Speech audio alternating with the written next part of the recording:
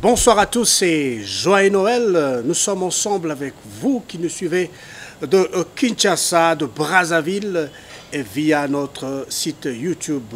C'est un plaisir énorme de vous retrouver ensemble dans cette grande festivité de Noël. Je ne suis pas seul, je suis avec Monsieur l'abbé Hubert Katawa, à qui j'ai dit bonsoir. Bonsoir, Monsieur Dani. Et joyeux Noël, Monsieur l'abbé. À vous aussi, joyeux Noël. Voilà, nous sommes aujourd'hui, c'est la joie de Noël que nous voulons exprimer, mais aussi étudier avec vous, Monsieur l'abbé. Aujourd'hui, c'est une fête chrétienne, mais mondialement fêtée, on voit des sapins, on voit... Il y a même un Père Noël. Mais qu'est-ce qui se passe, Monsieur l'abbé? On veut comprendre cette prise de joie qui traverse même la chrétienté. Monsieur l'abbé, cet impact, que pourriez-vous dire d'entrée des jeux? Vous savez, quand on parle de Noël, oui, on voit le Christ qui est au centre de tout. Exactement. Sans Jésus, pas de fête de Noël. Sans Jésus. Sans Jésus, pas de fête de Noël. Alors vous savez, Noël, c'est pour le monde entier. Oui.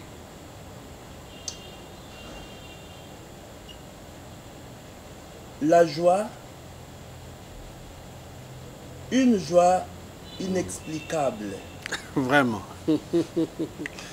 Une joie qui concerne l'humanité tout entière.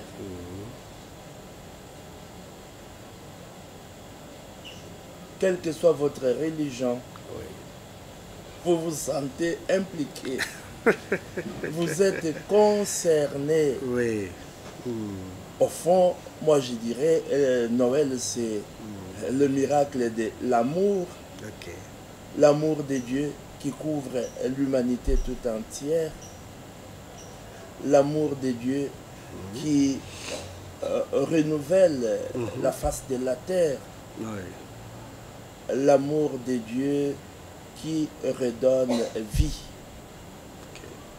Voilà, quand nous parlons de Noël, nous voyons cette fraternité. En famille. Une fraternité sans frontières. Sans frontières, oui. Une fraternité sans frontières. Parce que c'est en cette période que beaucoup de gens, des croyants, voyagent, effectuent des pèlerinages. Et c'est de façon spontanée que l'on souhaite à la personne que l'on rencontre Joyeux Noël. Joyeux Noël. On ne se demande même pas si la personne est chrétienne ou pas. Voilà. Joyeux Noël. Joyeux Noël. Une façon de dire sois dans la joie. Okay. Une joie gratuite. Vraiment. Qui nous est donnée par le Créateur. Par le Créateur. Oui. Très bien dit, monsieur l'abbé. Mesdames et messieurs, vous qui nous rejoignez, exactement, nous parlons de ce jour, de Noël. Voilà, monsieur l'abbé, revenons à la chrétienté. Vous avez dit, sans le Christ, il n'y a pas de Noël. Quel sens donnez-vous à la présence de Jésus-Christ dans nos vies, à la présence du Christ dans le monde pour délivrer le monde? Et d'entrée de jeu, vous avez parlé que ça concerne tout le monde, c'est une joie qui traverse. Mais revenons un peu à la chrétienté. Vous savez, quand nous parlons de Noël, je dirais dans son histoire, Okay. L'histoire de Noël nous apprend deux choses. D'abord, nous découvrons à Noël que nous ne sommes pas seuls. Nous ne sommes pas oubliés, abandonnés. Oui. Non.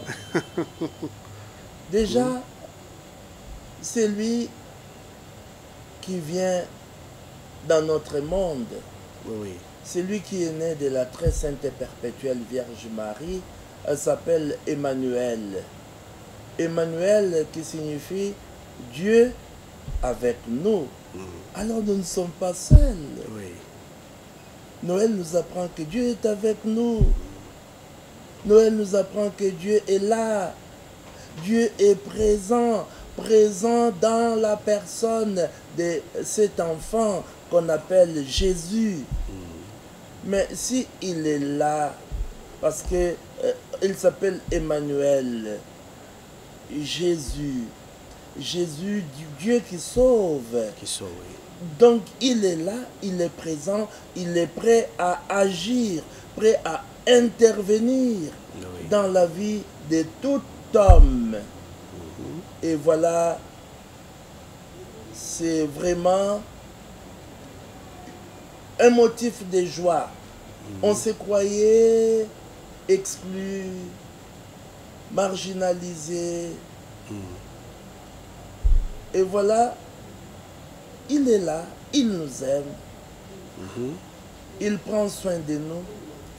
Il veille sur nous. Il sera toujours avec nous. Dieu avec nous, mais pas pour quelques jours. Il est avec nous pour toujours. Pour toujours. Le Christ l'a dit, non? Moi, je suis avec vous tous les jours jusqu'à la fin des temps. Alors, quand on parle de Noël, on voit la présence de Dieu. Dieu parmi nous. Dieu au milieu de nous. Dieu avec nous. Pour nous délivrer. Pour nous sauver. Exactement. Alors, Noël nous apprend encore une autre vérité. Oui. Parce que, avant le Christ, Oui. avant l'arrivée du Christ dans notre monde, on considérait Dieu comme un être lointain, Lointain. Un être inaccessible, un être inatteignable. Ok. Mais avec Jésus, nous découvrons la proximité de Dieu. Dieu est accessible. Notre Père. Notre Père. Il n'est pas n'importe qui, c'est notre Père. Ok. Et voilà, nous sommes appelés à vivre dans la joie. Une joie que rien ne peut éteindre. Il est là. Il est là. Très très bien dit, monsieur l'abbé. Nous progressons, mesdames et messieurs. Et voilà, monsieur l'abbé, Dieu parmi nous, Dieu qui sauve. Mais si on revient un peu à la naissance du Christ, et ça reste très symbolique. Il manque de lieu, c'est dans une crèche. Le sauveur du monde. Qu'est-ce qui s'est passé? On se pose la question, qu'est-ce qui s'est passé pour que cette situation arrive de la sorte? On attendait peut-être à berge de 5 étoiles. Voilà, monsieur l'abbé. J'ai parlé du miracle de l'amour. Le miracle de l'amour. L'amour peut tout. Okay. L'amour est capable de tout. C'est cet amour-là, l'amour infini de notre Dieu, qui l'a poussé à nous visiter, nous qui sommes son peuple. Oui. L'amour est capable de braver. L'amour est capable de faire tomber les barrières. Okay. L'amour est capable de l'impossible. De l'impossible. Oui. Ok. Il n'y avait pas de place, non? Oui. Il n'y avait pas de place pour les parents de Jésus, pour Joseph et Marie, oui. Hein, avant la naissance de Jésus. Oui. Il n'y avait pas de place. Malheureusement pour eux, pas de place à l'hôtel. Aujourd'hui, on parlerait de 5 étoiles, tout ce que vous pouvez imaginer. Il n'y en avait pas de place. Oui. Mais on a trouvé quand même une place. Ah oui. Une façon de décourager les bons dieux, non? Toi, oui. Tu viens vers les hommes, oui. Tu viens sauver les hommes, mais les conditions d'accueil ne pourront jamais t'encourager à nous visiter. Non. Mais voilà, c'est dans une étable. Oui. Avec les animaux. Il est né là. Nous, on parle de la crèche, non? Oui. Voilà, la crèche. Et le Christ est né dans ces conditions-là. Oui. Alors, une façon de dire que avec Noël, nous découvrons une autre dimension de la vie. Noël nous renvoie à l'essentiel. L'essentiel. Nous renvoie à l'essentiel. L'essentiel, c'est la naissance du Christ. Oui. Sa naissance. Sa présence au milieu de nous. Oui. Et l'essentiel, c'est de découvrir que le Christ nous aime et nous accepte tels que nous sommes. Okay. Il n'a pas posé de conditions avant de naître. Non? Il n'a pas dit, si vous voulez que je vienne chez vous, vous visiter, si vous voulez même que je reste avec vous, voici les conditions. Le préalable. Au préalable, non. Il s'est contenté des conditions qui lui ont été offertes, qui lui ont été présentées ou qui se sont présentées. Il est né dans une étable. Une façon de dire qu'au fond, quand nous parlons de l'incarnation, mais il s'agit du dépouillement. Il s'est dépouillé par amour pour nous. Il s'agit aussi du renoncement. Il s'agit aussi de la simplicité. Parce que nous sommes tellement exigeants. Hein? Nous exigeons trop de la vie et même dans la vie. Alors que le plus important, c'est d'être capable d'accueillir et d'offrir. Accueillir ce qui nous est offert.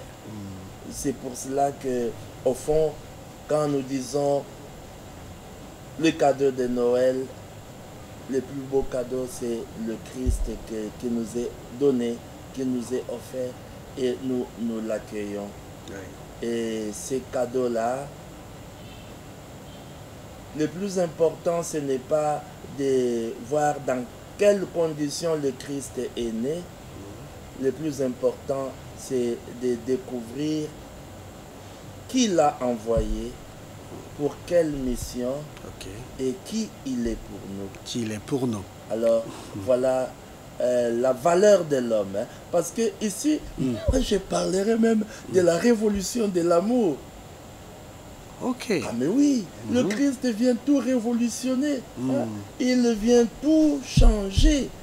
La révolution de l'amour. Vous savez,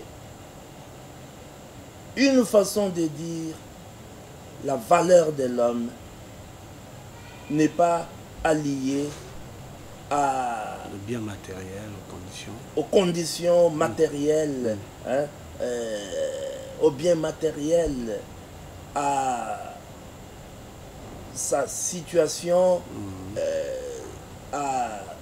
aux responsabilités qu'il assume sur terre. Non, la valeur de l'homme, hein, c'est d'abord parce que l'homme vient de Dieu, enfant de Dieu, créé à l'image et à la ressemblance de Dieu, quelle que soit sa situation sociale, socio-économique. Vraiment. Quel que soit son rang social, l'homme reste enfant de Dieu. La révolution de l'amour. Voilà pourquoi une façon de dire que Dieu, il a aimé l'homme en s'abaissant. Parce que naître dans la crèche, hein, mais au fond, ça renvoie à la vraie situation de l'homme. Il faut voir dans le monde, non? Un grand nombre croupit, hein? Un grand nombre qui croupit dans la misère. Les pauvres sont plus nombreux, les exclus de la société. Et voilà, il montre que la grandeur de l'homme se cache dans cette image que vous voyez. L'homme créé à l'image de Dieu. Et voilà, dans le petit enfant de Bethléem, c'est Dieu lui-même. Le Dieu tout-puissant, on le découvre dans la fragilité de cet enfant. Cet enfant inoffensif. Cet enfant qui dépend des autres. Vraiment. Voilà pourquoi, quand nous parlons des conditions dans lesquelles le Christ est né, une façon de dire, nous pouvons fermer nos portes à Dieu, mais son amour cherchera toujours à s'effrayer un chemin Parce que il nous aime, même s'il faut qu'il escalade le mur, il le fera. Une façon de dire que il renverse, il écarte les obstacles. Parce qu'il nous aime. Il nous aime. Très bien dit, monsieur l'abbé, nous progressons. J'aimerais, avant de parler, parce que vous venez de parler des enfants, la dimension liée aux enfants par rapport à la Noël, mais je reviens sur l'incarnation, parce que nous voulons capter un peu ce message du dépouillement, parce que des fois ça nous dépasse. Nous savons qu'un roi est toujours dans des conditions un peu exceptionnelles, où liées à son rang, il a des gardes, on s'imaginait que le roi des rois, il sera vraiment dans des conditions un peu exceptionnelles. Alors, vous avez passé un message très puissant, je peux me permettre, mais je veux qu'on puisse revenir sur cette incarnation, cette dimension de simplicité, monsieur l'abbé. Alors, vous avez parlé de la simplicité. Oui. Vous savez, l'incarnation, c'est un grand mystère.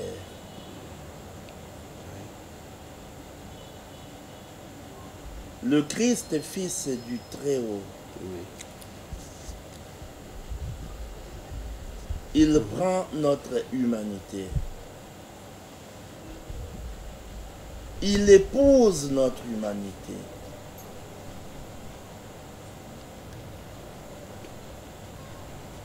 Au fond, il montre comment Dieu nous aime tels que nous sommes.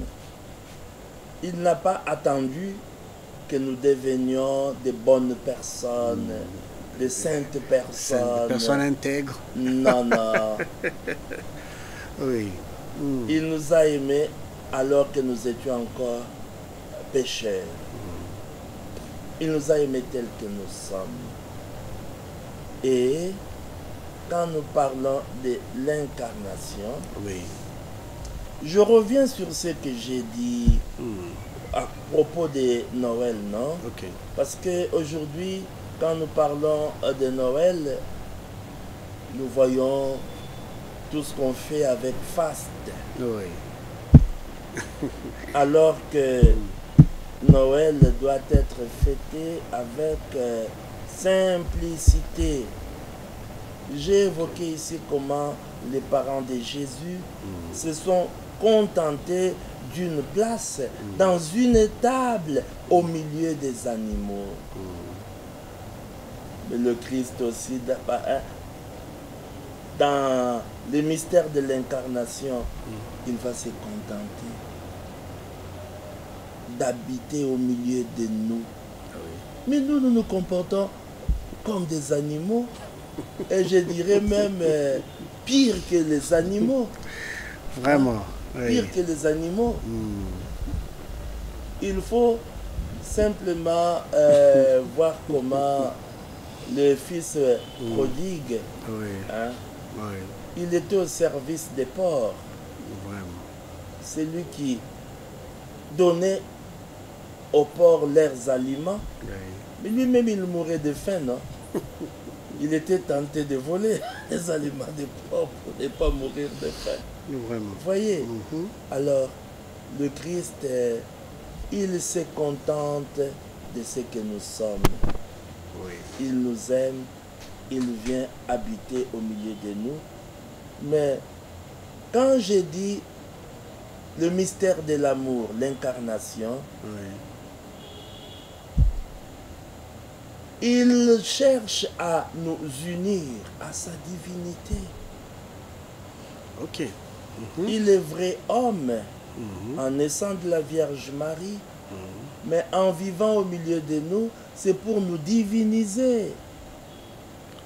Voilà ce qui fait la grandeur de l'homme. L'homme, on doit le respecter. L'homme, on doit l'honorer. Sa vie mérite d'être protégée.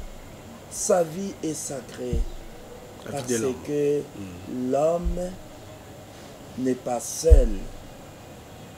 L'homme est porté par Dieu. Ok. Mhm. C'est Dieu qui nous porte. C'est lui, finalement, qui fait route avec nous. Il nous accompagne. Voilà pourquoi Noël manifeste l'amour de Dieu, mais aussi la grandeur de l'homme. Mais Comment cette ça? grandeur, mais oui, l'amour de Dieu. Il a tellement aimé le monde qu'il a donné son Fils. Il a envoyé son Fils.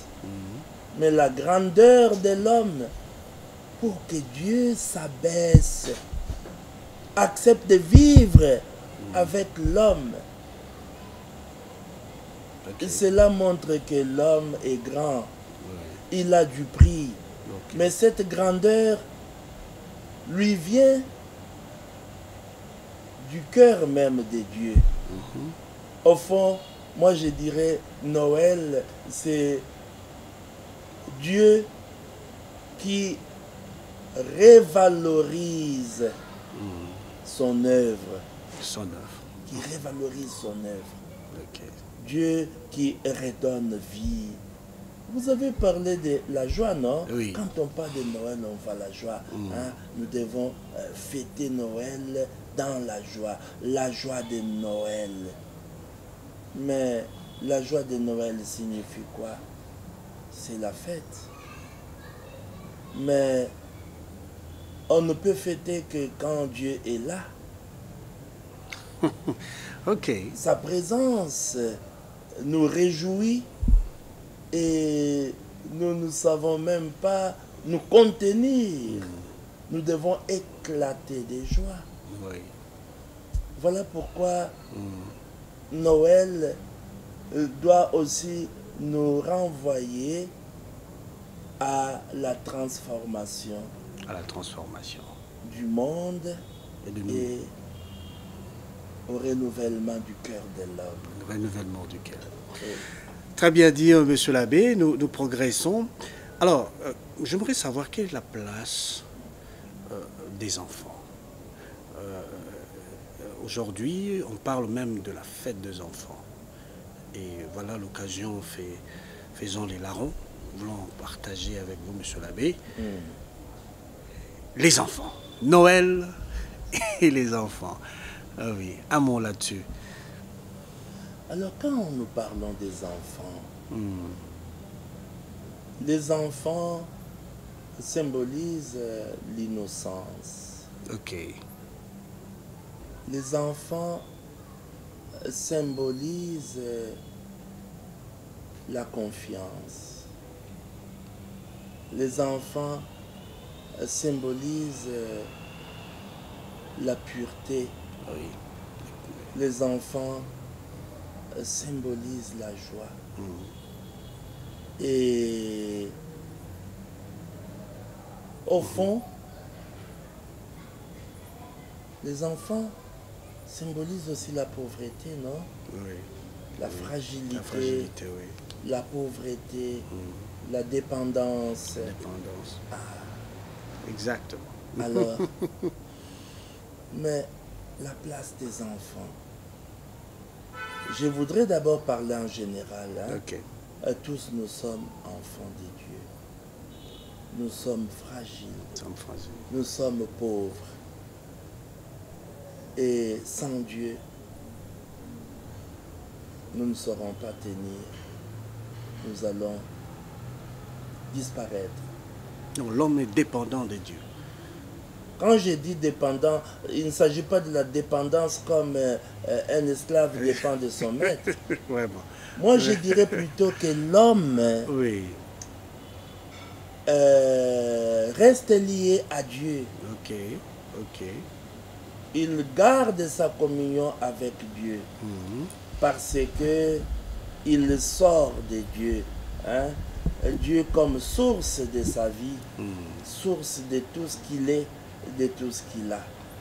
De tout ce qu'il a. Oui, de tout ce qu'il est, de tout ce qu'il a. Ok. Alors, il s'agit de cette dépendance-là pour dire que ma vie, je la reçois de Dieu. Et c'est lui qui me la donne en abondance. C'est lui qui prend soin de ma vie. C'est lui qui l'entretient. C'est lui qui veille sur ma vie. Voilà.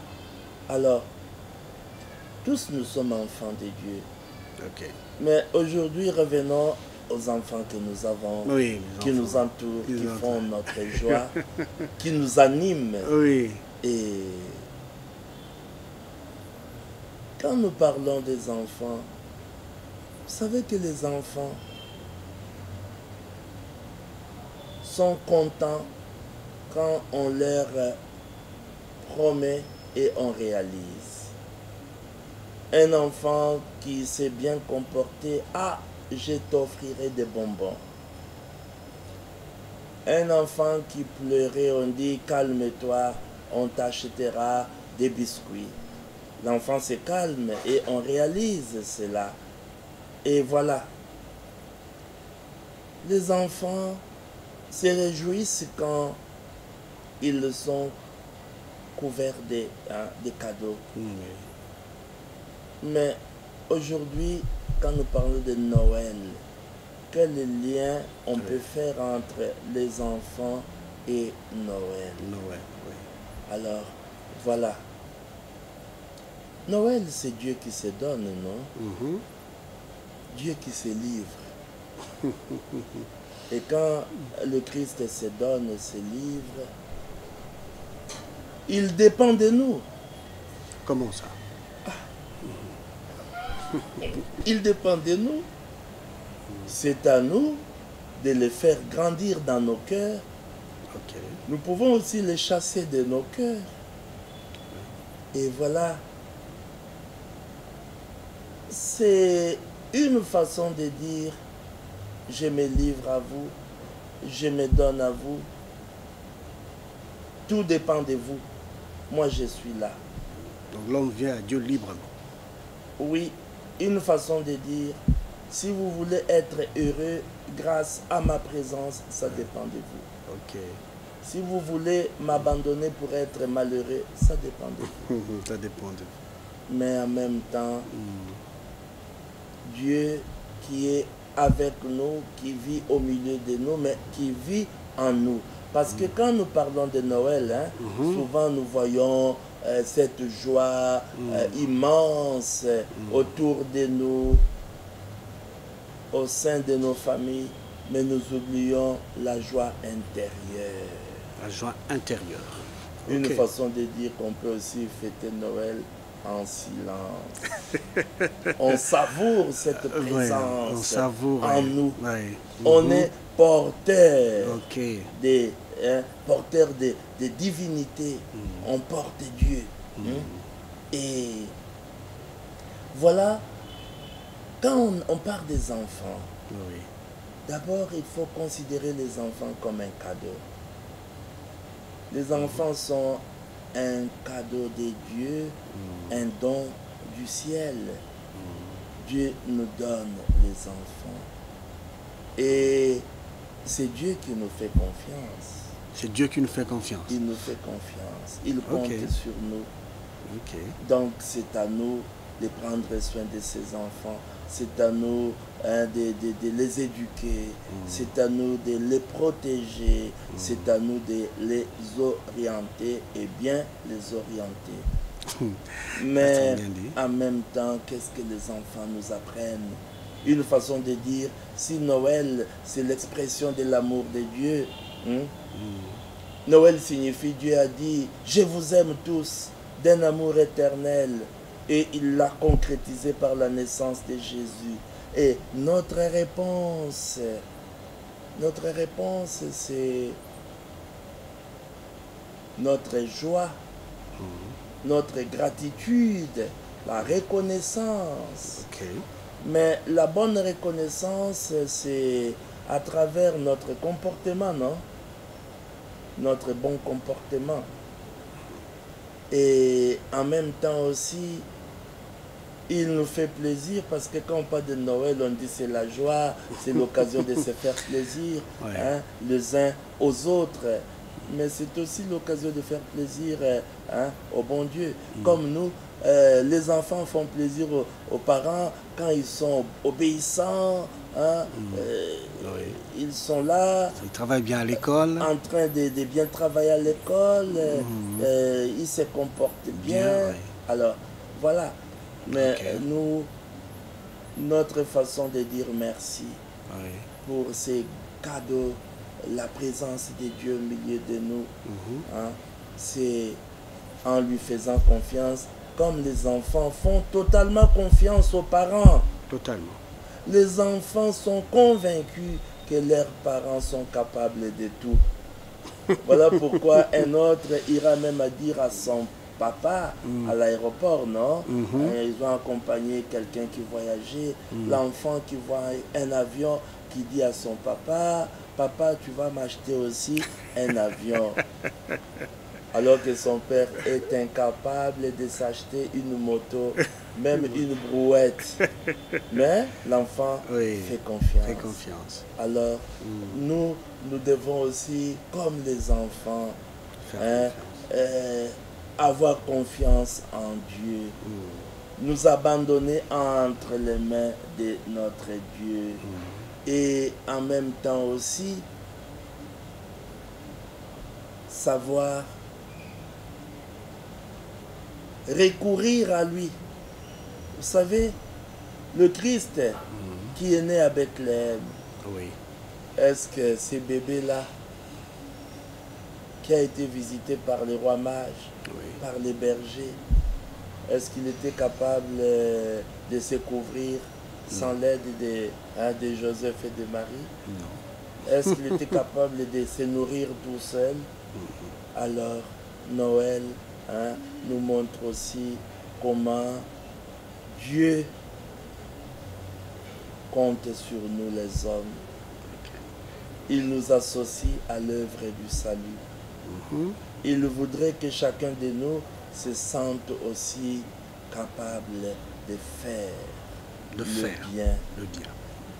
Il nous responsabilise. Très bien dit, monsieur l'abbé. Voilà, donc nous comprenons la place de la responsabilité.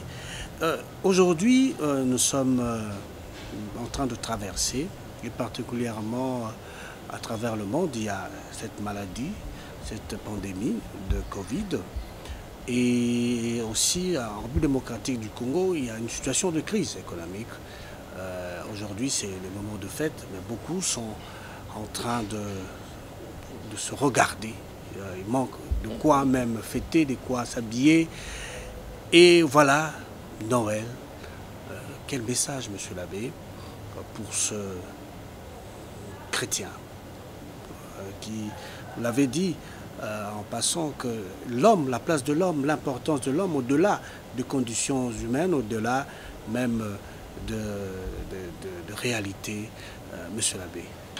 Alors, vous savez, quand nous parlons de Noël, Noël, c'est aussi l'occasion de vivre intensément les exigences de la vie chrétienne. Intensément les exigences de la vie chrétienne. Oui. Oui. La solidarité, le partage. Okay. Et dans toutes les paroisses de Kinshasa, pendant les jours de retraite, nous avons rappelé cela, qu'à la fin de la retraite, il faudra que nous puissions penser aux pauvres, non? Oui. Qu'on apporte des cadeaux. C'est ce qui est à notre portée, qu'on donne ça aux pauvres. Voilà. On pense aux autres.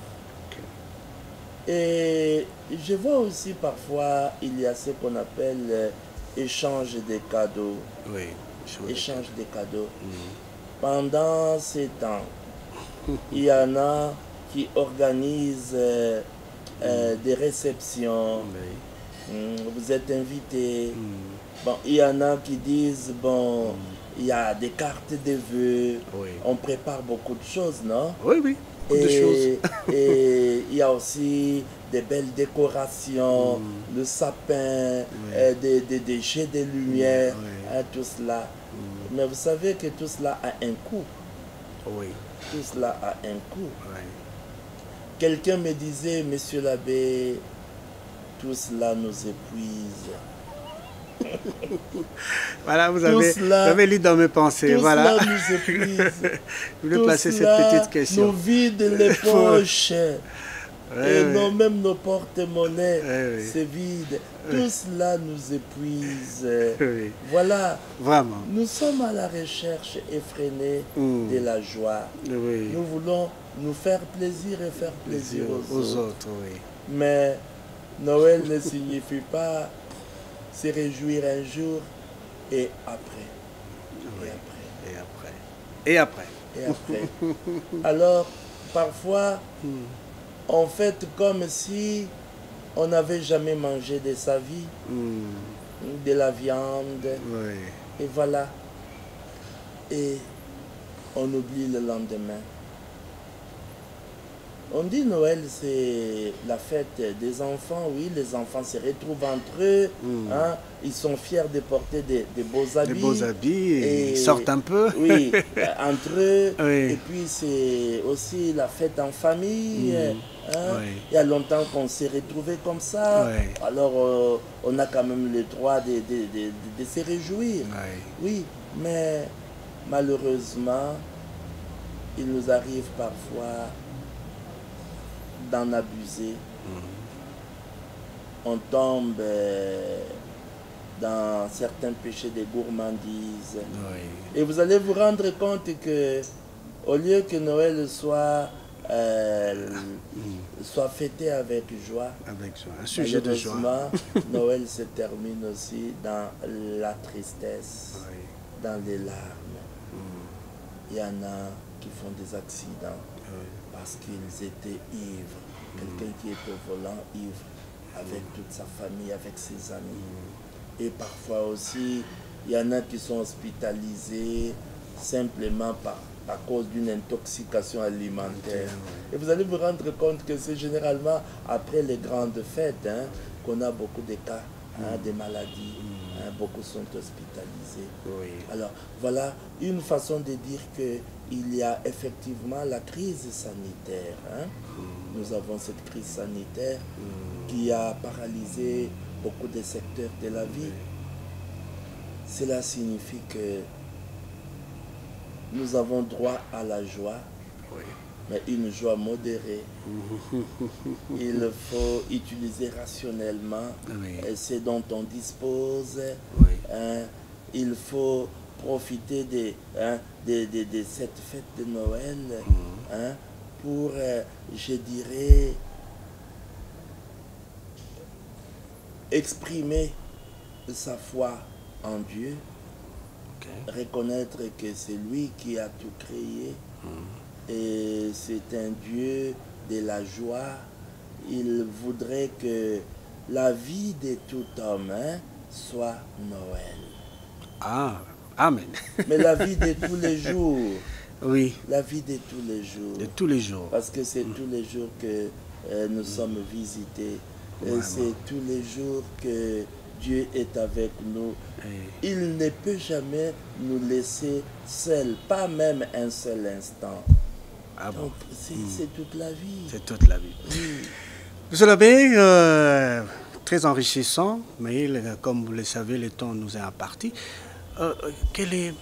Comment réellement, vous avez parlé que tous les jours, c'est être véritablement Noël, la joie de vivre, mais comment aimer et accepter Christ dans nos vies pour que nous puissions capter cette dimension de vivre Noël tous les jours de nos vies. Voilà, monsieur l'abbé. Alors, comment aimer le Christ et l'accepter dans sa vie? Oui. Alors, le Christ a dit, celui qui m'aime gardera ma parole. Ah, ok, on y revient. Celui qui m'aime gardera ma parole. Ok. Mais la parole de Dieu, la parole de Dieu, s'il faut la résumer, Oui. nous enseigne l'amour. Ok. La parole de Dieu nous fait découvrir l'amour. Dieu est amour. C'est Dieu-là qui est amour, n'est pas n'importe qui. Oui. Il est notre Père. Et il est notre Père. Il a envoyé Jésus, son Fils, pour nous apprendre à nous aimer les uns les autres. Mais son prochain. Et pour nous rappeler que nous sommes enfants d'un même Père, pour nous rassembler autour de lui. Hein, Peu importe notre nationalité. Dans l'unité. Moi, vous savez, moi je suis un homme riche. Ok. Moi je suis riche. Quand je dis riche, c'est-à-dire, moi j'ai des frères partout dans le monde. J'ai des sœurs partout dans le monde. Ok. Mais tout homme est mon frère. Toute Vraiment. femme est ma sœur. Ok. Alors voilà pourquoi je me sens riche, non? Oui. Riche de la présence des autres. Alors, une façon de dire que, au fond, quand on aime Jésus, on garde sa parole. Et en gardant sa parole, nous serons aimés. Il dit, celui qui m'aime gardera ma parole, mon Père l'aimera. Nous viendrons chez lui et nous établirons en lui notre demeure. Donc, on devient porteur de la présence de Dieu. Ok. Mais quand on est porteur de la présence de Dieu, mais on ne peut qu'être rayonnant de cette joie qui vient de la présence de Dieu en nous. Ok. Et mais c'est cela aussi Noël. Oui. Hein? Dieu avec nous, Oui. Dieu en nous, Oui. Dieu au milieu de nous. Et cela nous permettra de... Comme on donne que ce qu'on a, De partager le Christ. on donne que ce qu'on a, mais moi j'ai Dieu en moi, Oui. hein, la Trinité Sainte en Oui. moi. Oui. Mais c'est cette présence que je vais partager. Ok. C'est cette joie, une joie contagieuse, Ok. une joie débordante et qui va se répandre tout autour. Voilà. Alors, une façon de dire que parler de Noël signifie reconnaître l'amour de Dieu manifesté en Jésus-Christ, accueillir ces cadeaux du ciel et donner à Jésus la première place dans sa vie. Et cela nous transforme et cela aussi transforme notre monde et nos familles. Nos familles. Merci beaucoup, monsieur l'abbé, pour cette joie transmise ici et puis à ceux-là qui nous suivent de partout à travers le monde. Et voilà, je réitère mon souhait, monsieur l'abbé, joyeux Noël, une fois de plus. À vous aussi, joyeux Noël. Merci en tout cas pour votre attention sur cette émission sur la Noël.